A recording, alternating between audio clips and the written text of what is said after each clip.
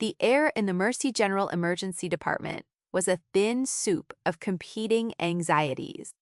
It smelled of antiseptic fighting, a losing battle against stale coffee, the faint, cloying sweetness of diabetic ketoacidosis from Bay 4, and the sharp, metallic tang of fear that clung to the vinyl chairs in the waiting room. A relentless fluorescent hum drilled into the skull, a bass line for the symphony of crisis. The frantic beeping of a tachycardic heart monitor, the squeak of rubber soles on polished linoleum, the distant muffled wail of an incoming ambulance. It was a kingdom of controlled chaos, and Alara Vance moved through it like a ghost, a deliberate smudge in a world of sharp edges. To the casual observer, Nurse Vance was an exercise in hesitation. Her movements were slow, measured, as if she were constantly second-guessing the physics of her own body. When she stalked the trauma cart, her hands, which were surprisingly large and webbed with the faint, silvery lines of old scars, would fumble with the sterile packaging of a catheter. She would pause before answering a simple question, her gaze distant, as if the words had to travel from a far-off country to reach her lips. Her posture was a gentle curve of apology, her shoulders perpetually stooped, her eyes usually fixed on the floor just ahead of her worn, comfortable shoes. The other nurses, a flock of sharp, competent women who moved with the frantic grace of hummingbirds, had long since written her off as slow, kind, perhaps, but hopelessly out of her depth. Inside Alara's skull, however, the world was anything but slow. The humming fluorescent light was not a drone, but a frequency, one she cataloged and dismissed. The squeaking shoes told her Nurse Miller was heading for the medication room, probably for morphine, judging by the clipped urgency of her steps. The beep from Bay 2 was a stable sinus tachycardia, likely anxiety, not cardiac distress.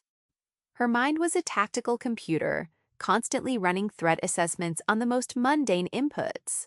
The supply closet, where she now stood fumbling with a box of latex gloves, was a defensible position. One entrance, solid core door, steel frame. The crash cart could be used to barricade it in seconds. The heavy oxygen tanks in the corner were potential shrapnel in an explosion.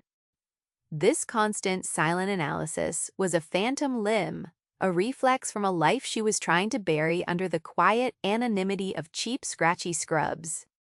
She remembered packing a different kind of kit in a different kind of room, the air thick, not with antiseptic, but with the dust of Kandahar and the scent of cordite. Her hands, the same hands that now struggled with a cardboard box, had moved then with an impossible fluid economy, packing C4, assembling detonators, checking the action on her rifle, all in the suffocating darkness of a Seacumber 30's belly. The pressure of that life, the crushing weight of responsibility for the men to her left and right, was a ghost that walked with her, its cold fingers perpetually brushing the back of her neck. She had come here, to this place of healing as a form of penance, a way to balance the scales. But the scales, she was learning, had a long and unforgiving memory. Vance. The voice was a whip crack, slicing through the ER's dull roar. It belonged to Director Morrison, a man who wore his authority like he wore his cologne, too much of it, and aggressively cheap.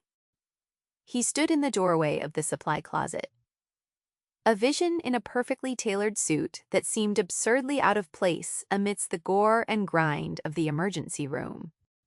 His shoes were polished to a mirror shine, and his silver hair was sculpted into a helmet of professional arrogance. Alara turned slowly, her face a carefully constructed mask of mild confusion. "Yes, Director Morrison? Are you building a nest in there?" he asked, his voice dripping with condescension. He gestured vaguely at the half-stock shelf.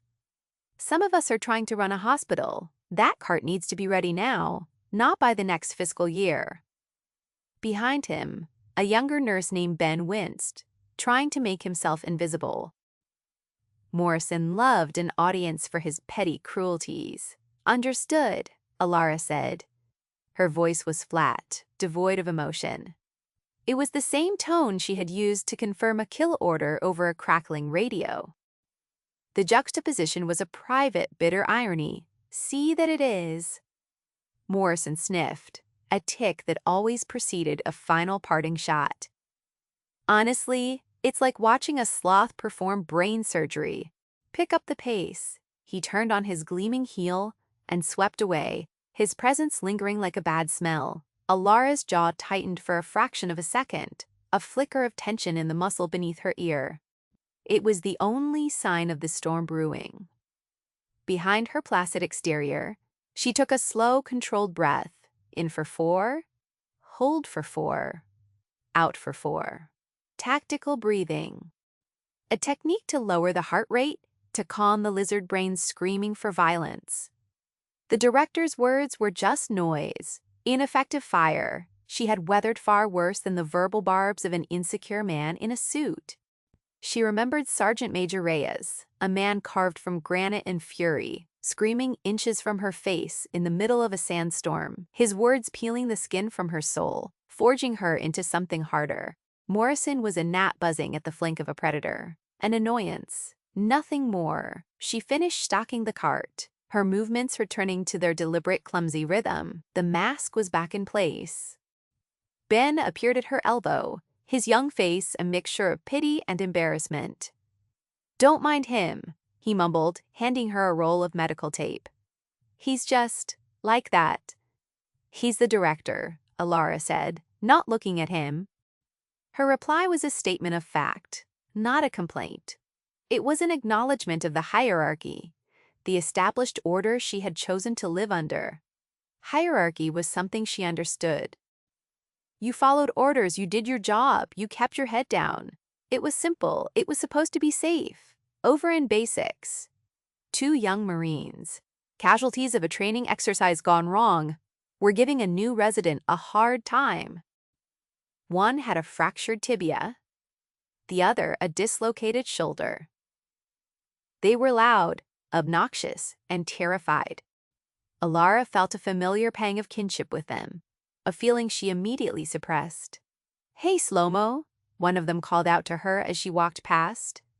"Think you could get me another pillow before I die of old age over here?" His friend snickered. Alara paused, her back to them. Her internal computer tagged them. Corporal Davies, 22, GSW to the leg during a live fire drill. Private Miller 19, shoulder injury from a fast rope descent. Both from Camp Pendleton, both children, playing at being men, just like she had been. She turned, retrieved a pillow from a nearby gurney, and walked to the corporal's bedside. She placed it gently behind his head, her movements economical, her face unreadable. "Pain level, Corporal?" she asked, her voice quiet. The Marine was taken aback by the direct, professional question. The teasing swagger fell away for a moment. It's a 7, I guess. I'll let your nurse know," she said, and walked away before he could formulate another joke. Her wall was back up, solid and impenetrable. She could feel their eyes on her, their confusion a palpable thing in the air. They had expected a flustered reaction, an easy target. They had found something else, something they couldn't quite label, and it unsettled them. The day bled into the afternoon. A slow drip of chest pains, minor lacerations, and febrile children. For Alara, it was a long, slow exercise in biting her tongue. She watched a resident struggle to insert an IV into a dehydrated patient, his angle of approach all wrong. Her own fingers twitched, itching to take the needle, find the vein by feel alone, and slide it in with a single perfect motion. But she stayed back a silent shadow, letting him fail twice before a more senior nurse intervened. She saw a diagnosis of simple gastritis that her gut screamed was a textbook case of appendicitis. She said nothing.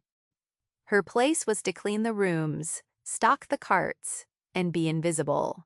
Director Morrison's campaign of petty tyranny escalated over the next few weeks. He seemed to have singled Alara out as a personal project, a whetstone on which to sharpen his own sense of superiority. He began assigning her the most demeaning tasks, cleaning the bodily fluid spills that the orderlies usually handled, sorting through piles of expired medical supplies in the basement, tasks designed to isolate and humiliate her. She accepted each one with the same quiet, maddeningly neutral, understood. Her stoicism seemed to infuriate him more than any argument could have. He wanted a reaction, a crack in the placid facade. He took to making his comments louder, more public. "Vance, are you capable of walking and breathing at the same time? It appears to be a challenge for you," he'd call out across the nurses' station, earning nervous titters from some and disgusted glares from others. Alara's control was a physical thing, a muscle she had to consciously flex. Each insult was a low-caliber round, impacting the armor plating she had built around her soul. Most bounced off, but some, the particularly cruel ones, left small dents. She would retreat to the quiet of the locker room on her break, her knuckles white as she gripped the cold metal of the bench. She would close her eyes and the smell of the room's sweat and cheap disinfectant would fade, replaced by the scent of ozone and burned hair. The memory of a mission in the Koringal Valley would surface unbidden. A firefight in a narrow, dusty alley. The frantic screams of a wounded comrade. The weight of his body as she dragged him to cover, her hands working desperately to staunch the bleeding from a severed artery, while bullets stitched patterns in the mud wall beside her head. She had saved him, but others she had not. The weight of those failures was the true reason for her penance. Morrison's childish taunts were nothing compared to the whispers of the real ghost. The breaking point, when it came, was not a dramatic confrontation, but a quiet administrative cruelty. Alara had put in a request for a single day off, a Tuesday, months in advance. It was the anniversary of the day her unit had been ambushed in Fallujah, the day she had lost her team leader, Sergeant Elias Thorne, a man who had been a brother to her. It was a day she spent in silence, at a small, unremarkable cemetery, 2 states away. It was the one ritual she allowed herself, the one day she let the armor crack and the grief wash over her. On the Monday before, she checked the schedule. Her name was on it. She went to the nursing supervisor, a harried but decent woman named Maria. "There must be a mistake," Alara said, her voice holding its usual flat calm. "My PTO was approved." Maria pulled up the file. "It says here, Director Morrison personally denied it this morning. Reason cited: unsatisfactory employee performance." She looked at Alara with genuine sympathy. "I'm so sorry, Alara. There's nothing I can do." He signed off on it. Alara stood frozen for a moment. The fluorescent light seemed to dim, the sounds of the ER receding to a distant buzz. It was such a small thing, a petty abuse of power, but it felt like a violation of something sacred. He had taken her day of remembrance and turned it into a weapon against her. She felt a cold, sharp spike of rage, something she hadn't felt in years. It was a familiar, dangerous feeling, the cold fury that had made her so effective at her old job. The predator stirred within the cage she had so carefully constructed. She saw Morrison then, holding court by the coffee machine, laughing with one of the surgeons. He caught her eye and gave a small, smug smile. He knew exactly what he had done. In that moment, Alara's carefully maintained mask of meekness felt brittle, like a sheet of thin ice over a churning, violent sea. She closed her eyes for a second, forcing the image of Thorne's laughing face from her mind. She clenched her jaw, the muscle bunching hard. The price of a quiet life, she reminded herself. The price was this daily humiliation, this slow death by 1,000 paper cuts, but she was beginning to wonder if the price had become too high. She turned without a word and walked back to her duties. The cold rage now banked, smoldering deep inside her. A quiet promise had been made in the hidden part of her soul. A reckoning was coming. The day of the anniversary dawned. Gray and oppressive. The air was heavy, charged with unspoken energy, the way it always felt before a storm. Lara moved through her shift in a fog of disciplined grief, her body on autopilot while her mind was miles and years away in a dusty, sun-bleached alley filled with the ghosts of men she had loved. The ER was unusually quiet. A tense, held-breath kind of silence that always preceded chaos. The chaos arrived at 14:32. It didn't start with a siren. It started with a sound that rattled the windows in their frames, a deep, percussive thump that was felt as much as heard. It was a sound Alara knew intimately.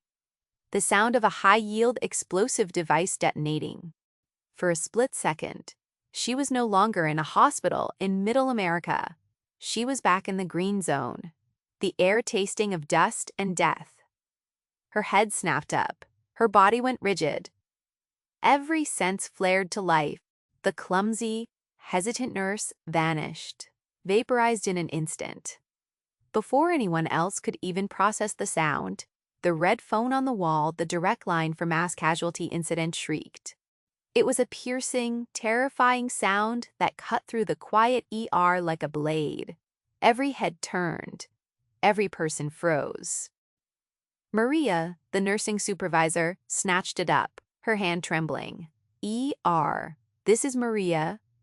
Her face went white as she listened, her eyes growing wide with horror. She dropped the receiver into its cradle, her hand still hovering over it, as if it were a venomous snake. "Code Black," she whispered, her voice a strangled thing. "Code Black! Bombing at the federal building downtown." They're estimating over 100 casualties. They're all coming here.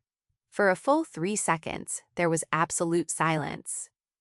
It was the silence of a collective, catastrophic failure of imagination. Then, the dam of professionalism broke, and the room devolved into pure, unadulterated panic. Nurses started shouting. Residents ran in circles, unsure what to do first. The unit clerk was crying hysterically. It was a symphony of headless chickens. And in the middle of it all stood Director Morrison, who had come running from his office, his face the color of spoiled milk. "Everyone, calm down," he yelled, but his voice was thin and reedy, cracking with fear. His authority, so absolute just moments before, had evaporated. He was just a terrified man in an expensive suit. Get the gurneys. We need more beds. Someone call surgery. Where are the surgeons?" His orders were superficial, useless. A man trying to bail out the ocean with a thimble. His hands shook visibly as he gestured wildly, pointing at nothing. In stark contrast, Alara became a pillar of preternatural calm. As the chaos erupted around her, something inside her clicked into place. The world, which had been a confusing, muffled place through the thick cotton of her grief and self-imposed meekness, suddenly snapped into crystalline focus. The noise of the panic faded into manageable static. The crushing weight of her hidden life, the constant pressure of pretending to be someone she wasn't, simply lifted. It was replaced by a familiar, cold clarity. The clarity of the combat zone. This was her language. Her heart rate, which had spiked at the sound of the explosion, dropped to a steady, rhythmic 60 beats per minute. Her breathing was even and deep. Her senses, which she usually kept deliberately dulled, sharpened to a razor's edge. She could smell the fierce sweat on the people around her. She could hear the individual heel strikes of a doctor running down the hall 3 corridors away. She saw the entire ER not as a room full of panicked people, but as a tactical grid.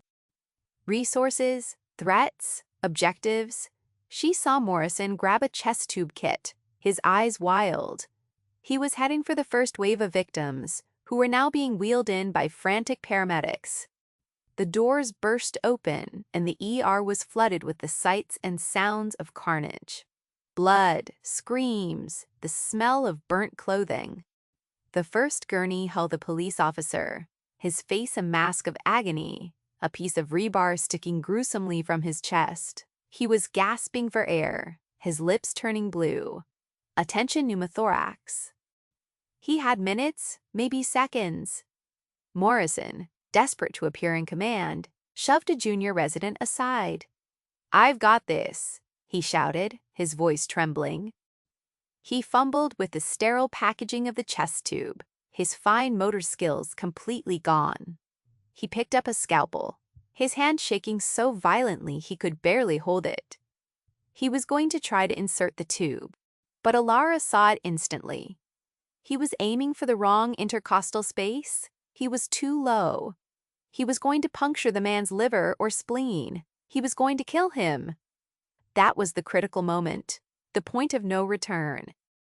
Her core duty, the one burned into her very soul by years of training and loss, primum non nocere, first do no harm, preserve life at all cost, overrode her personal mission to remain a ghost. The dead could wait, the living could not.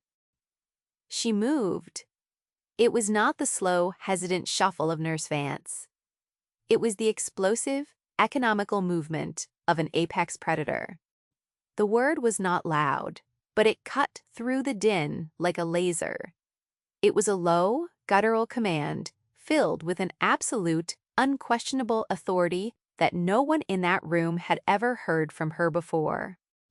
Morrison flinched, turning to see her. "Vance, get back! This is a critical."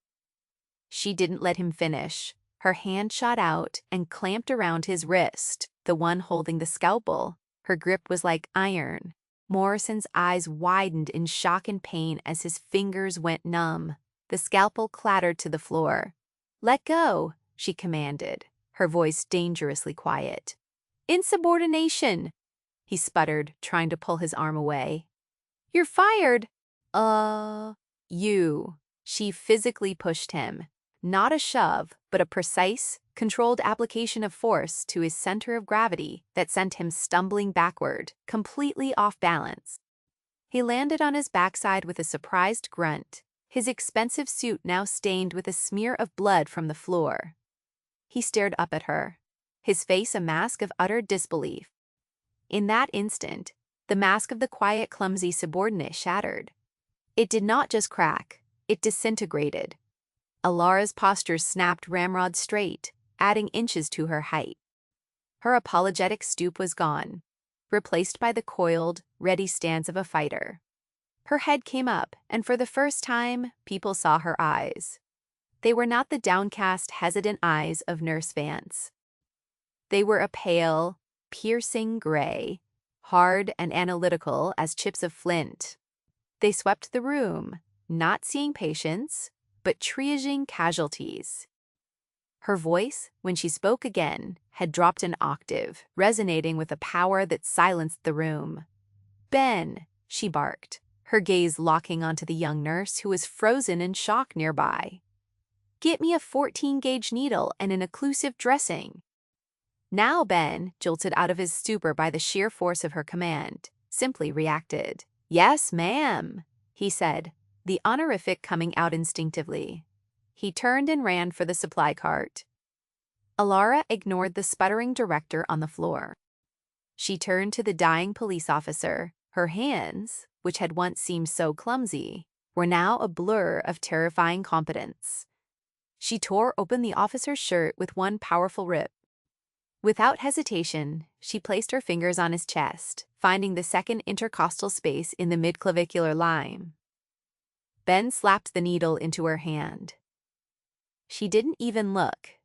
She took it, uncapped it with her teeth, and in one smooth, practiced motion, plunged it deep into the officer's chest. There was a hiss of escaping air, like a punctured tire. The officer's body, which had been rigid with strain, relaxed.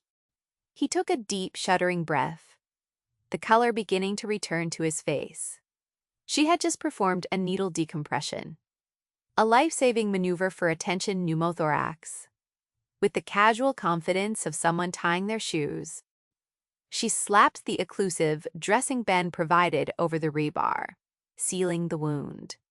"He's stable for now," she announced to the room at large. "Get him to Trauma 1. I won a surgical consult 5 minutes ago." The ER staff stared at her, dumbfounded. It was as if a stray cat had suddenly revealed itself to be a panther. The transformation was total, absolute, and terrifying. Alara was already moving to the next patient, a woman with a mangled leg, blood pumping in rhythmic spurts from a severed femoral artery. "I need a tourniquet," she roared, her voice echoing in the suddenly quiet room. "And someone get pressure on this now." Ben was there again, his face pale but his eyes alight with a dawning awe. He pressed down on the wound with both hands, his knuckles turning white. Another nurse, galvanized by Alara's command, ripped a length of tubing from a nearby machine and handed it to her. "Not good enough," Alara snapped, her eyes scanning the room. She pointed at one of the stunned security guards by the door. Your belt. Give it to me." The guard, a burly man named Frank, unbuckled his belt without a thought and tossed it to her. She caught it out of the air. In a series of swift, brutal motions, she threaded it high on the woman's thigh, used a pair of trauma shears Ben handed her as a windlass, and twisted. She kept twisting, ignoring the woman's agonized scream, until the bright arterial bleeding stopped. The entire procedure took less than 10 seconds. "She needs 2 units of ONEG and a direct line to the OR, Alara commanded, not looking at anyone in particular, but her voice carried an expectation of immediate obedience. And she got it. The chaos had found its center of gravity. It was her. The next hour was a masterclass in controlled violence and brutal efficiency.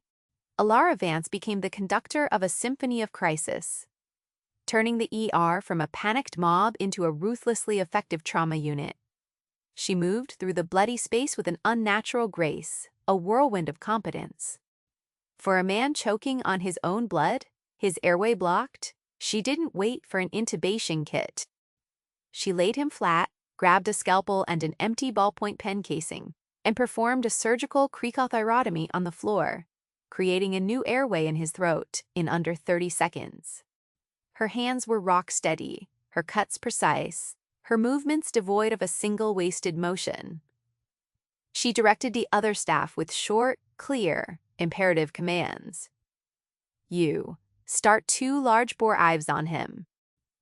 You get me vitals on everyone in the hallway. Ben, you're on triage with me. Black tags for anyone not breathing after you open their airway. Red for immediate threats. Go, Ben." The first follower became her shadow. He had seen the truth, and he followed it without question.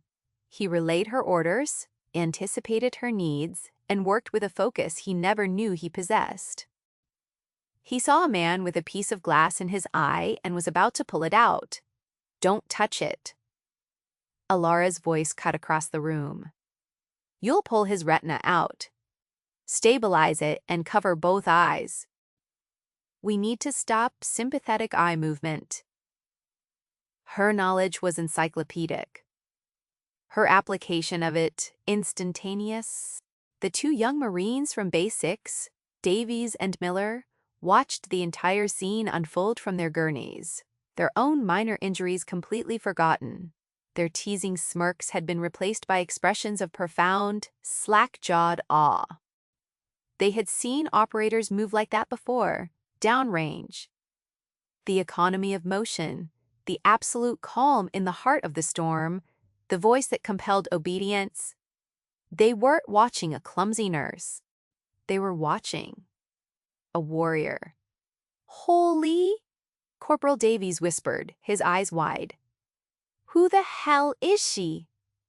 Director Morrison, meanwhile, had been rendered completely irrelevant. He had picked himself up off the floor, his face a mottled canvas of fury and humiliation. He tried to reassert his authority once, shouting, "I am in charge here. Someone needs to restrain that woman." No one even looked at him. They were all looking at Alara. She was the one giving the orders that were saving lives. She was the one who had stemmed the tide of chaos. He was just a man in a bloody suit, a ghost, at his own catastrophe. Stripped of his title's power, he had nothing. He was impotent, a sputtering, red-faced irrelevance on the sidelines of a battle he was not equipped to fight. He finally retreated to the edge of the room, near the ambulance bay doors, seething in humiliated silence. As the last of the critical patients were stabilized and sent up to surgery, the floor was slick with blood and littered with discarded medical supplies. The air was thick with the smell of suffering. But the panic was gone. In its place was a weary, focused resolve. Alara stood in the center of it all, her scrubs soaked in the blood of a dozen strangers, her face a blank mask of exhaustion. The adrenaline was beginning to fade, and the weight of what she had done, the life she had just revealed, began to settle back onto her shoulders. Morrison saw his chance. The immediate crisis was over. The hierarchy could be reestablished. He strode towards her, his face a thundercloud. "Vance, my office now." His voice was low and shaking with rage. "You are finished. Your career in medicine, in any field, is over." Alara looked at him, her gray eyes flat and dead. She gave a single, almost imperceptible nod, and began to follow him, the fight seemingly gone from her. Ben started to protest, to say something, but the look on Alara's face stopped him. It was a look of profound weariness, of resignation. As they approached Morrison's glass-walled office, the main sliding doors to the ambulance bay hissed open. The arrival did not come with sirens. It was silent, which was somehow more commanding. 11 black helicopters were descending on the hospital's helipads and the adjacent park, their rotors beating a thunderous rhythm against the sky.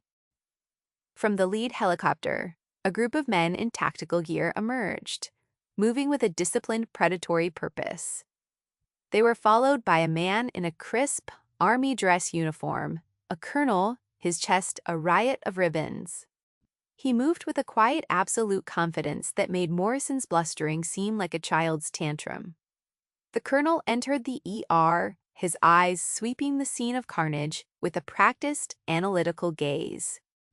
The remaining staff, police officers, and firefighters instinctively straightened up, recognizing true authority when they saw it. The colonel's eyes scanned the room, passing over Morrison without a flicker of interest, and then they locked onto Alara. A flicker of recognition, of profound relief, crossed his face. He changed his trajectory, walking directly towards her. Morrison, seeing a high-ranking officer, saw an opportunity to validate his position. He stepped in front of the colonel, blocking his path to Alara. "Colonel, I am Director Morrison. I'm in charge here. I'm glad you've arrived. This woman," he said, jabbing a finger at Alara, "is a reckless, insubordinate nurse whom I was just about to terminate for assaulting me and endangering patients."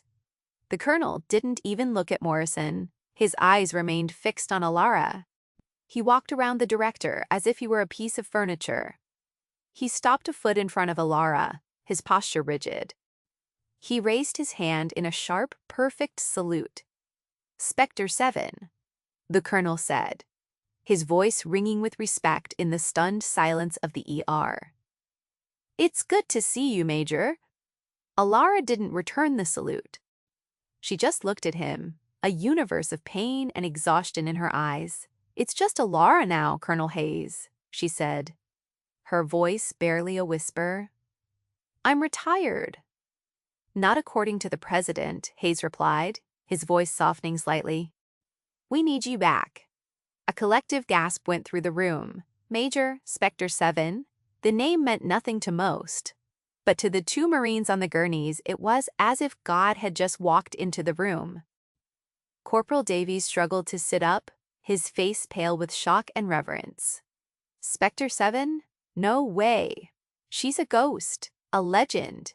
They say she single-handedly held the West Wall at Fardis Alpha 9 for 6 hours.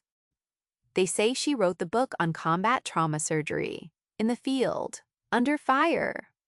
Morrison's face had gone from red with rage to a pasty, sickly white. He stared at Alara, then at the colonel, his mouth opening and closing like a fish. Major, what is this? This is a nurse. She's incompetent. Colonel Hayes finally turned his head and bestowed a look of pure, unadulterated contempt upon Director Morrison. His voice when he spoke was as cold and sharp as a shard of ice. "Director," he began, his tone deceptively mild, "you are standing in the presence of Major Alara Vance, United States Army Special Operations Command. The woman you just called incompetent holds 2 Distinguished Service Crosses, a Silver Star, and 4 Bronze Stars with Valor. The protocols your staff are using for mass casualty events? After an incident in Baghdad, where she, as the only medic on site, saved 17 critically wounded soldiers with little more than her field kit and duct tape, the reckless procedures you saw her perform are now standard doctrine for every Tier 1 combat medic in the field." The colonel took a step closer to Morrison, his voice dropping to a low, menacing growl. "You had a living legend working in your hospital, a hero who was trying to find a little peace. And you, a petty, insecure little man, saw fit to humiliate her. You panicked in a crisis and nearly killed a man through your own staggering incompetence. You were relieved of command by an NCO with more tactical and medical sense in her little finger than you have in your entire overinflated ego. Poe, you are a disgrace, not only to this hospital, but to the entire human race." He turned to one of his men. "Sergeant, please escort this civilian off the premises. His employment here is terminated effective immediately. I'll be speaking with the hospital board to ensure his medical license is reviewed and permanently revoked." 2 of the operators moved in on Morrison, their presence overwhelming. They each took an arm. Morrison started to bluster, to protest, but the words died in his throat as he looked into the cold, implacable eyes of the soldiers. He was escorted out of the ER he had once ruled, his public humiliation complete and absolute. The staff watched him go in silence, their faces a mixture of shock and a dawning fierce satisfaction. Colonel Hayes turned back to Alara. The hardness left his face, replaced by a deep, weary concern. "Alara, I'm sorry to do this. I know what you wanted here. But we have credible intelligence of 5 more devices. Citywide, the cell is still active. We have a wounded team member, my best medic, and he's asking for you. He said to tell you that your bedside manner is still terrible." A ghost of a smile touched Alara's lips, the first anyone in that hospital had ever seen.